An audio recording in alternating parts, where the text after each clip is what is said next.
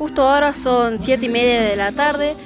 Estamos dando el programa ya número 70, como les dije. El invitado de hoy es el profe José Mercado, que nos está contando y explicando un poco de por qué se celebra el 30 de septiembre. Vamos a ver adentro cómo va la entrevista. Tenemos al equipo de hoy que está Tiziana Abayay, junto a Lucas Llano y al profe Carlos Aguirre, que siempre nos está acompañando. Vamos.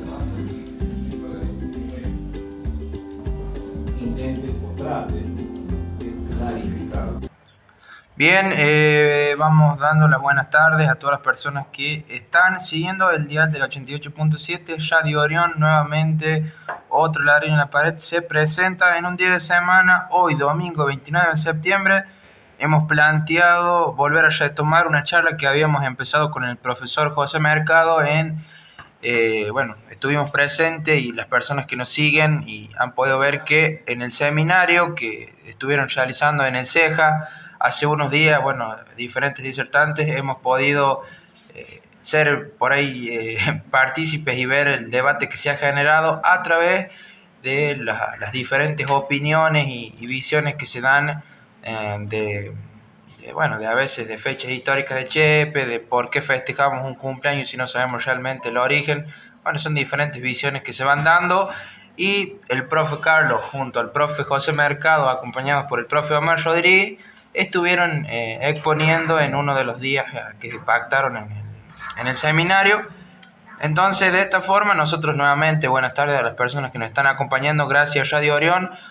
Radio Orión hoy va a estar presente de la mano de otro ladrillo en la pared en lo que va a ser el Festival Provincial del Cayero 2024, en una edición en la cual supuestamente nuestra ciudad de Chepes cumpliría 270 años, para algunos y para otros no. Profe José Mercado, muy buenas tardes, ¿cómo está? Buenas tardes para vos, Luca, y para toda la audiencia de Orión FM. Bien, de esta forma, profe José viene de estar trabajando en lo que ha sido un seminario que ha pasado con la presencia de usted, acompañado por los profes, en la cual se trataron muchas temáticas relacionadas con nuestra historia como pueblo. Profe José, para empezar, ¿cómo usted entiende a la historia? Bueno, primero y principal, según algunos historiadores a nivel país, ¿no? Grandes historiadores, dicen que la historia no es para apurados. O sea, eso quiere decir que en cuanto a temas de historia, las decisiones por ahí no se deben tomar muy rápido, sino que se debe hacer un estudio, se debe aplicar un método, una metodología, se debe hacer una revisión importante de una gran cantidad de documentos, de archivos que se puede llegar a tener. Primero y principal, según los expertos en esto, de la disciplina, hablan de que para hablar de lo que es una parte de la historia de un determinado lugar, precisamente la disciplina de historia, lo primero que se debe hacer el historiador precisamente es, o sea, someterla a lo que es la historia problema, o sea, ver que hay algo que no tiene definición y por lo tanto someterlo a una especie de metodología que le permita hacer un trabajo bien amplio para poder llegar a una posible solución, ¿no? Tampoco en la historia no podemos hablar de verdades ni podemos hablar de procesos terminados. Sí o sí tenemos que someter nuestra disciplina a investigar y a someter una gran cantidad de fuentes al estudio, a la investigación, que nos permite a nosotros poder tener, digamos así, un panorama más claro, digamos así, de lo que por ahí nosotros queremos darle una solución o una respuesta. Más allá de que todas las respuestas por ahí no son terminadas, la mayoría son con la intención de lograr abrir caminos que nos permitan a nosotros con el tiempo poder decir, bueno, de esta manera puede que haya sucedido tal y tal hecho. Entendiendo eso, profe José, según la historia y para usted, ¿cuáles son los objetivos principales? También entendiendo esto de que nos ha mencionado a la cual la historia debe apuntar, ¿cuáles son sus objetivos clave? Primero y principal, la historia es una ciencia, una disciplina, que su campo de estudio obviamente es su pasado, es un pasado social, y es un pasado que debe estar permanentemente sometido a la investigación, porque la historia es eso, la historia está abierta permanentemente al debate. La historia no es nada terminado, la historia es un permanente estudio, está permanentemente adaptándose a los cambios. No puede ser una ciencia estática, no puede ser una ciencia inmóvil, es una ciencia que está permanentemente en cambio, y eso le da precisamente ese sentido de ser una ciencia, una ciencia social, ¿no? Que se va adaptando a lo que las mismas sociedades van haciendo. Entonces, las sociedades se van desarrollando, van creciendo y obviamente van haciendo cambios, y esos cambios son los que la ciencia tiene que ir adaptándose. Bien, profe José, sabemos que, por ejemplo, la siguiente pregunta va directamente a encontrar o bueno, conocer para qué sirve la historia, y siempre se nos menciona un concepto o una oración que la historia sirve para no repetirla. Para usted, profe, ¿para qué sirve la historia? Sí, de verdad, una pregunta bastante amplia, ¿no? Porque la historia sirve para, digamos, encontrar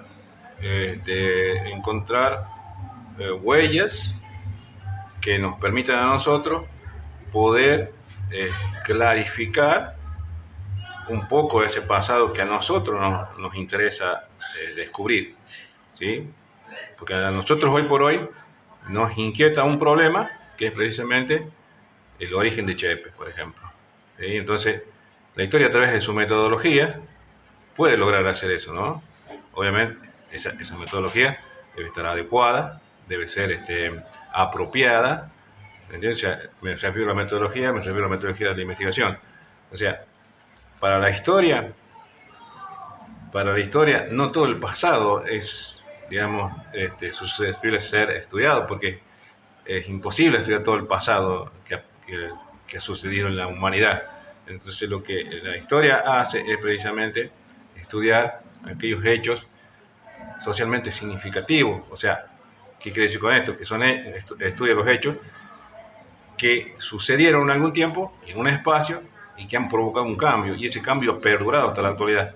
¿Entiendes? Entonces, eso hace de que la disciplina de historia, intente o trate de clarificarlo, ¿sí? Utilizo el término clarificarlo porque no es que da una definición terminada a la historia, no, propone, ¿sí?, una posible solución, porque vuelvo a reiterar, la historia siempre está abierta a debate, porque la historia es una ciencia social que estudia al hombre en grupo, ¿sí?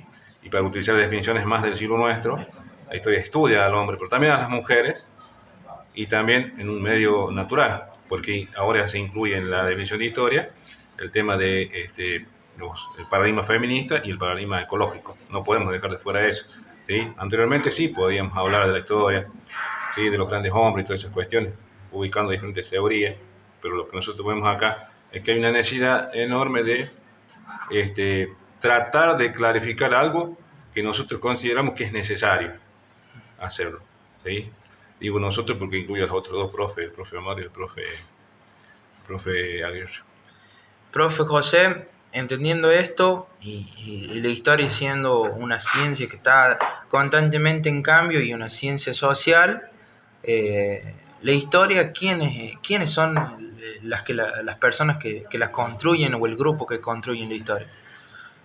Primero y principal, la historia la hacen los historiadores, o sea, no hay otra. La historia la hacen los historiadores. De ahí, la historia es la ciencia que te da las herramientas para poder comprender ese pasado, ¿no? O sea, digo herramientas porque hablo de metodología, hablo de técnica, hablo de estrategia, ¿sí? Obviamente hay otra parte de la historia, que es la historiografía, que es la que escribe, o sea, la parte escrita, la historiografía, ¿sí?, que es la que pone en movimiento todo, ¿entiendes?, la que da fuerza. Bueno, de ahí podemos hablar de otras diferentes corrientes historiográficas, pero bueno, en sí, ¿sí? Lo que es la historia es eso, ¿no es cierto? La historia la escriben los historiadores, ¿no es cierto? Y la historia, como saben decir los historiadores de nuestro país o otros historiadores de otros países, es, digamos así, una especie de que nos interesa a nosotros ese pasado, pero ese pasado que hoy por hoy todavía nos está influenciando. Profe José, ¿y cuántas historias existen? ¿Cuántas historias hay? Y la historia, digamos que la historia es una ciencia social, o sea, la historia, esa disciplina es una ciencia que estudia el pasado, ¿no es cierto? El pasado, estudia al hombre en sociedad, ¿sí? Pero de ahí nosotros podemos ver que en ese estudio hay diferentes perspectivas, diferentes interpretaciones, ¿entiendes? Y ahí nosotros podemos llegar a hablar y a decir y a responder a diferentes preguntas que tenemos diferentes perspectivas, ¿me entiendes? O sea, la historia, no sé, la historia es una sola, pero ahí tenemos perspectivas. Entonces nosotros podemos decir que ante una historia siempre hay otra historia más, pero porque hay diferentes perspectivas. O sea, no es la misma perspectiva que tengo yo, que la que tiene el vecino, que la que tiene, ¿me entienden? Entonces eso nos da a nosotros poder hacer referencia a que ante una historia siempre nosotros podemos tener otra historia. Por eso lo que yo digo es a causa de que, teniendo en cuenta lo que es la historia argentina, la historia argentina existe, ¿sí? Una historia que es una historia oficial. La historia oficial es la que en un momento se empezó a escribir en el siglo XIX y esa es la que nos ha dicho a nosotros cómo se formó Argentina, porque es una redacción hegemónica que nos ha dicho, bueno, así pasó esto y no hay otra forma. Entonces, ese es el peligro que existe ahora, hoy por hoy, es el peligro de hablar de una sola historia, ¿entienden? O sea, es muy peligroso hablar de una sola historia, ¿entiendes? Porque ahí aparecen lo que son los estigmas. Entonces, si nosotros conocemos a un lugar, a una región o a un país por una cualidad, ¿me entiendes? Podríamos decir, ¿por qué lo conocemos a Chile? Y podemos decir que Chile lo conocemos por la minería, o sea, que es solamente un país minero, nada más. Y así, sin número de lugares que se considera, por ejemplo, que es una historia única. Por ejemplo, hay una entrevista que le hacen a una señora que es nigeriana y ella dice que ella habla precisamente del peligro de una sola historia, porque ella dice que nace en Nigeria, se forma en Nigeria, después viaja a Estados Unidos.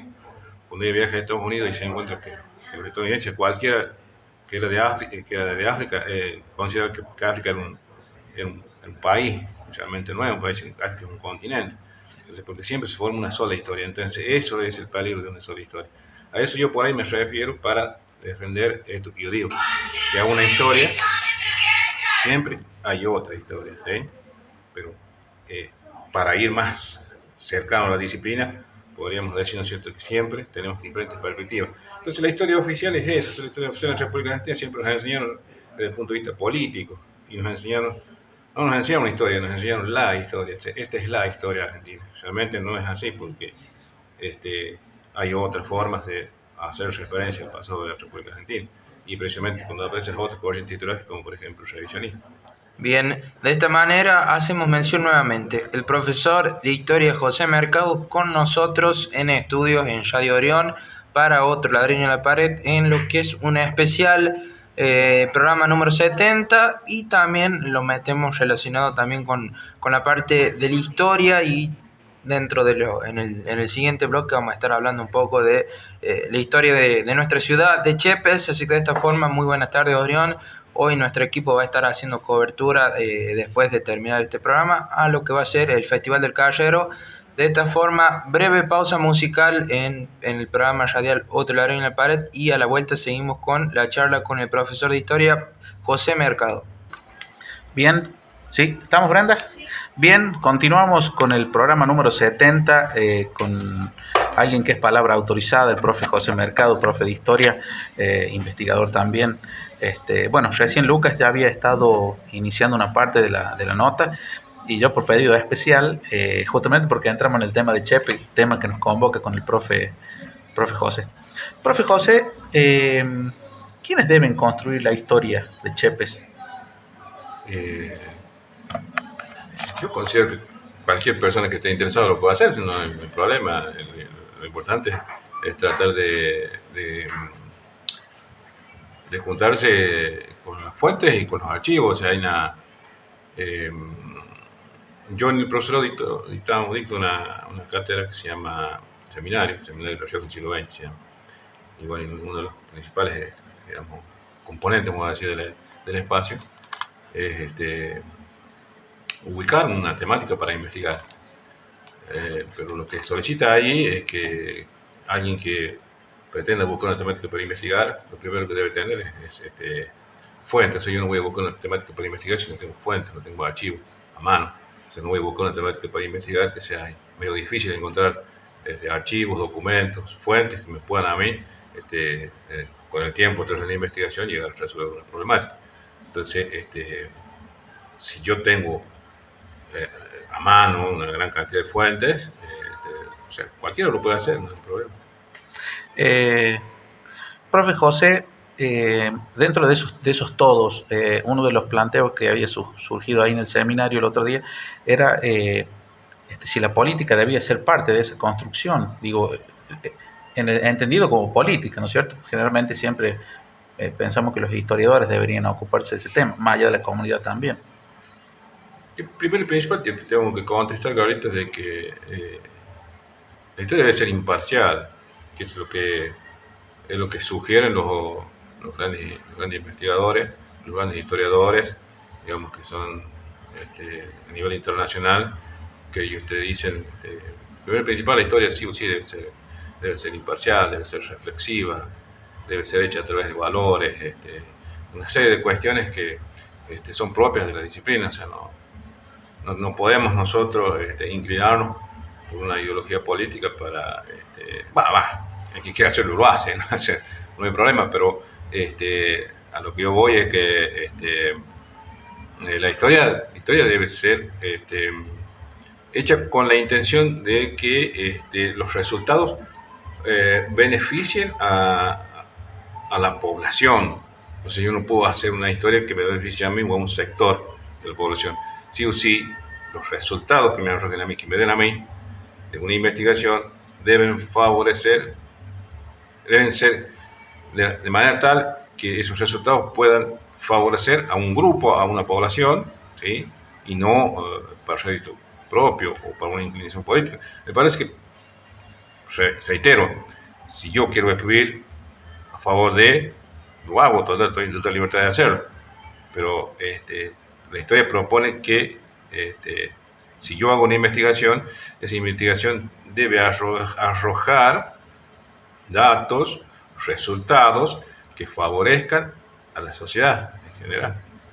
Y en el caso de la historia de Yepes, profe José, ¿usted cómo la ve? ¿Ve que la política ha intervenido, ha tenido un peso importante o la ha visto que estaba, digamos, alejada en relación a todo lo que significa hoy, por ejemplo, el festival, que es el cumpleaños también, se está festejando? Sí, es un tema bastante particular el tema de la historia de Yepes, porque yo conozco a las personas que se dedicaron a investigar y a escribir la historia de Yepes. Conozco a los chicos García Amaya Busto, que escribió un libro, y a doña Esmeralda Aguilar, que escribieron un libro, son los primeros que empezaron a preocuparse por la historia de Yepes. Después está el profe Omar, que también se interesó por estudiar lo que es la historia de Yepes, realmente ya con otro tipo de perfil investigativo, ¿sí? Que ya está más ligado a lo que es precisamente lo que es el Yepes de hoy, ¿no? Generado por un fenómeno mundial de ese tiempo que es el ferrocarril. El profe Pascual Arruarte hacía unas reflexiones, decía: festejamos el carrero en el predio del ferroviario. Digo, qué paradójico. ¿Qué piensa de eso, profe? Sí, podríamos considerar como algo paradójico, ¿no? Porque si lo analizamos nosotros el ferrocarril desde el punto de vista ecológico, el ferrocarril provocó lo que hoy por hoy podía llegar a lo que nosotros estamos padeciendo ahora, las grandes sequías que hay hoy por hoy. O sea, provocó una deforestación grandísima la llegada del ferrocarril. si lo analizamos desde ese punto de vista, ¿no? Pero también nos va a caber a nosotros como profesor de historia hacer una investigación no solamente desde el punto de vista ecológico, sino también desde el punto de vista político, desde el punto de vista económico, desde el punto de vista social, desde el punto de vista emocional, porque no también, porque el ferrocarril fue, digamos, un fenómeno, si lo podemos nombrar así, como un fenómeno de doble cara, pero no le quita eso a lo que llegó a crear en las sociedades de Argentina, más las sociedades que estaban más lejos del puerto de Buenos Aires, ¿no? Generó en la población, sobre todo el interior del país, aunque todas las provincias que estaban más lejos de Buenos Aires, la posibilidad de tomar contacto con las grandes urbes que se estaban generando ya a nivel país, como Córdoba, Buenos Aires, Santa Fe, Mendoza. Eso hizo que existiera la posibilidad de que gente que por ahí no conocía las grandes urbes las podía hacer, inclusive conseguir trabajo en otros lugares. Desde el punto de vista de las emociones, es difícil analizarlo, ¿no?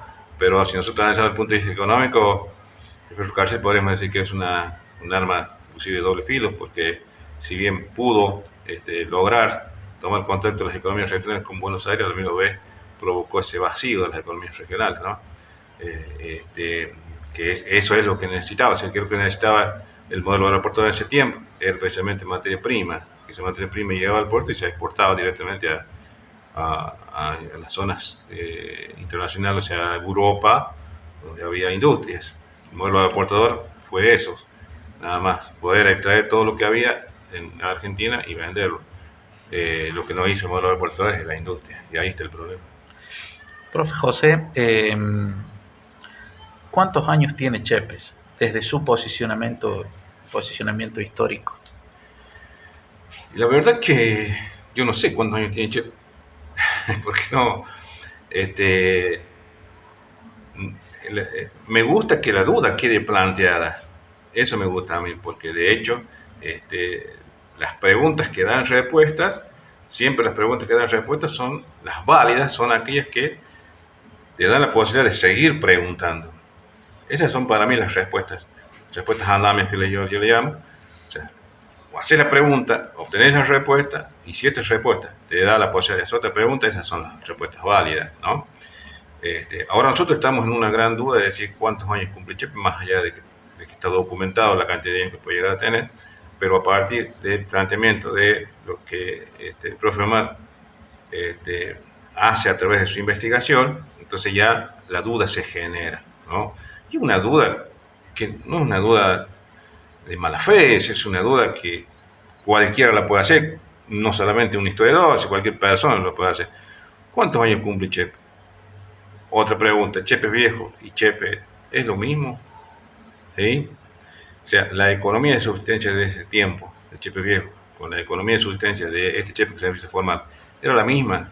O sea, hay un montón de preguntas que nosotros nos podemos hacer, más allá que capaz que algún día las sepa. Pero yo en este momento no sé cuántos años cumple Chepes. Según lo que está establecido, bueno, son tantos años.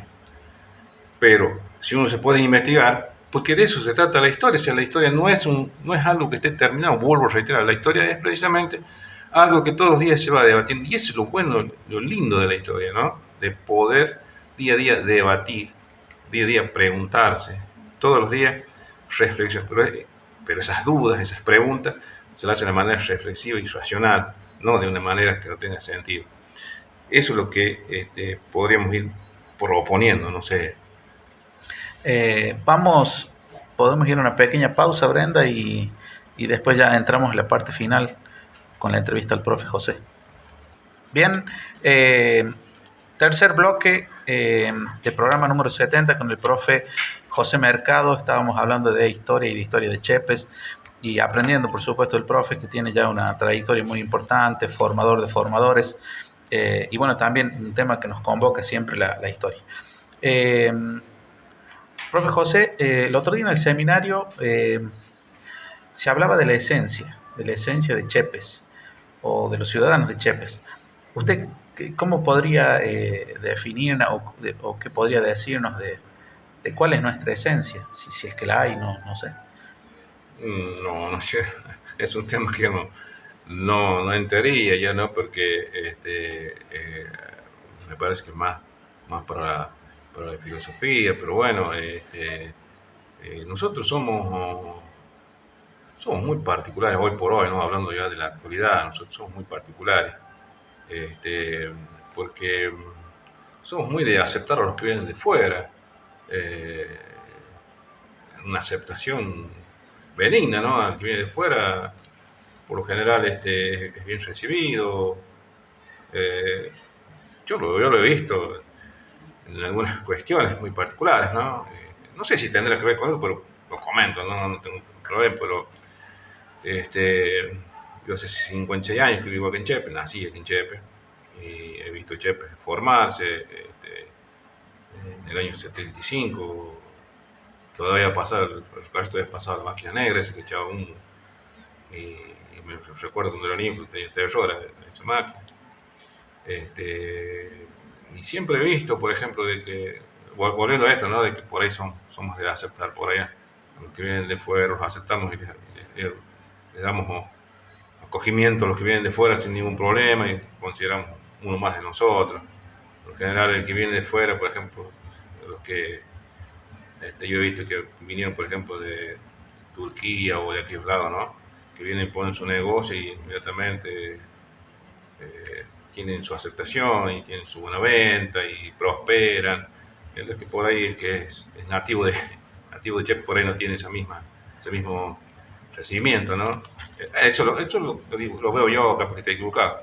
Pero la esencia en sí, un chepense es eso, es un tipo, una persona que es sano, es bueno. Yo lo veo así, ¿no?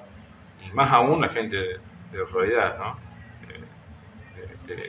No tenemos que decir la gente de realidad también, digamos, tiene ese espíritu de buena persona, de recibirte con los brazos abiertos aún sin conocerte.